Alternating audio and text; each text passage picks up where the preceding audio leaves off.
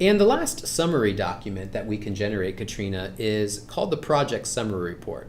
Now, this document is sometimes only generated at the very end. Okay. It's used to compare how much production actually cost to how much the estimating process anticipated production to cost. I see. So when you open up the summary report, you will see the contract price.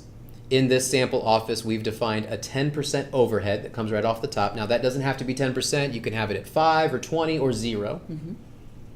As we scroll down, we're going to see the total labor, total material, taxes, total job cost, and then the gross profit on the job. So this one, with that 10% taken off the top, it's coming in at a 25.75% gross margin. Salesman's commission can also be set. The overhead and the salesman's commission both are a user setting. So you can have a different overhead you can have a different overhead amount for different salesmen, and you can also set up their commission structure to be different for different salesmen. This one in particular is set up at a 35% of the total gross margin. You could have it as a percentage of the contract amount as well. Gotcha.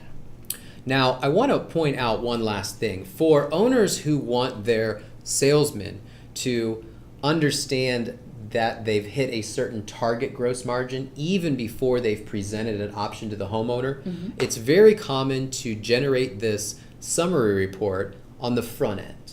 So you've measured the roof and you've put together your first estimate template and you're about ready to present to the customer. Run a summary report and just make sure that everything is profitable before you commit to giving a contract or something in writing to the customer. And that will help make sure that your margins are right where they need to be before you've got a signature on that dotted line. It's wonderful.